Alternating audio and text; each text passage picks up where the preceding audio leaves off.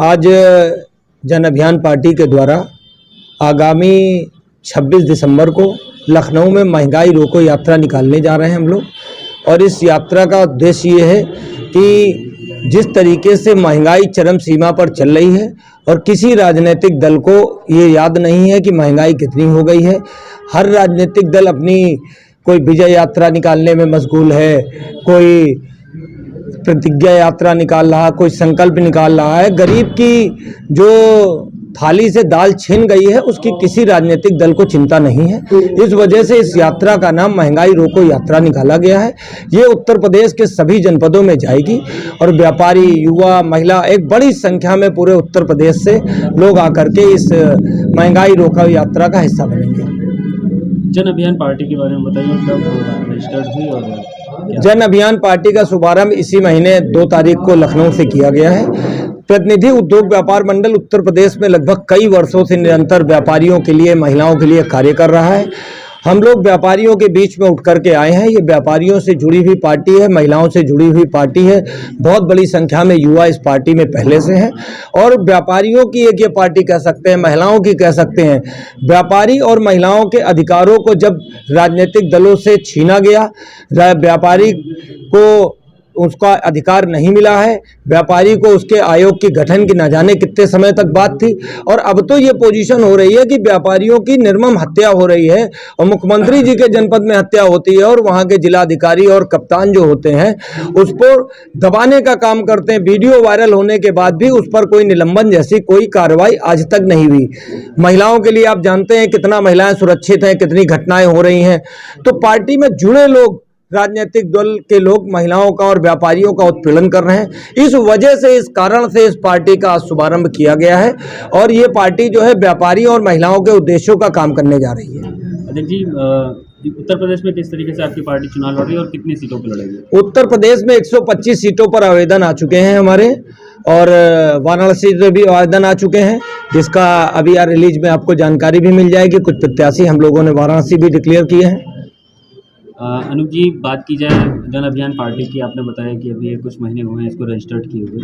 विज्ञापन पे किस तरीके से पैसे खर्च करेगी ताकि जन जन तक, उत्तर प्रदेश के लोगों तक पहुंचे आपकी पार्टी, और कहां से ये फंडिंग होगी? देखिए, जनता के बीच में हम हैं और जनता और व्यापारी ही हर पार्टी को खड़ा करने वाला है और इस बार व्यापारी ने ठान लिया है नोट और वोट किसी अन्य पार्टी को नहीं देंगे। हम अपनी व्यापारियों की पार्टी, महिलाओं की पार्टी में सहयोग करेंगे और सब व्यापारी जनता चुनाव लड़ाने जा रही है, क्योंकि मुद्दा हमारा महंगाई का है, ये जनता का मुद्दा है और जनता के मुद्दे में जब ऐसी आग लगी हुई है महंगाई की, तो मुझे लगता है कि इसी विज्ञापन, इन सब चीज़ों की आवश्यकता नहीं होगी। निश्चित रूप से जनता स्वयं रोड पर आकर के इस चुनाव को हमारे साथ लड़ने का काम करेगी। अनूप जी, जो आपके मोटो हैं जन अभियान पार्टी के, सभी पार्टियों के वही मुद्दे हैं, लाइक फ्री बिजली, पेट्रोल, महिलाओं के लिए आरक्षण, युवाओं के लिए रोजगार। नया क्या आप कर रहे हैं? हम बात करें कि वो हमारे मुद्दे कोई उनसे नहीं मिलते हैं।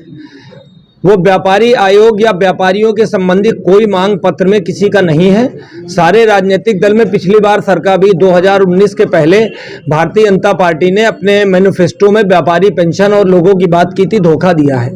कोई व्यापारी पेंशन नहीं लागू करने का काम किया है। व्यापारियों के लिए न व्यापारी आयोग का गठन हुआ है, न व्यापारी को सुरक्षा की बात की गई थी, कोई किसी तरीके से नहीं हुई। रही महिला की बात, महिला आरक्षण की, मैं आज से के सामने दावा करता हूं कि कोई राजनीतिक दल आकर के ये कहे कि हम महिला आरक्षण को लागू करेंगे। हाँ, कांग्रेस के द्वारा 35% महिला की बात की गई है, तो मुझे लगता है उन्होंने जहाँ राजस्थान में और महाराष्ट्र में कई जगह राज्य में सरकारें हैं, वो कम से कम उतनी महिला मंत्री ही बना दें। जहाँ पर सरकार है, यहाँ पर जो उनका कुछ नहीं है, तब ये बातें की जा रही हैं। मैं लगता है कि एक ऑर्डिनेंस पास किया जाए, महाराष्ट्र में हो और जहाँ जहाँ कांग्रेस की सरकारें हैं तो वो अपना मैनिफेस्टो लाएं और वहाँ पर महिला आरक्षण लागू कर दें, तो मुझे लगता है कि उत्तर प्रदेश की जनता भी समझ जाएगी।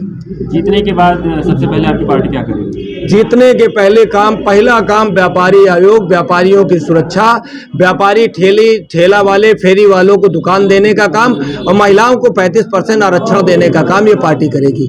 और महंगाई को लेकर के ऐसी व्यवस्था सुनिश्चित की जाएगी कि हर एक व्यक्ति को महंगाई कम मिले, व्यापारी को टैक्स कम देना पड़े, ऐसी एक व्यवस्था प्लानिंग होगी। साथ में एजुकेशन और हेल्थ को हम लोग टोटल फ्री करेंगे।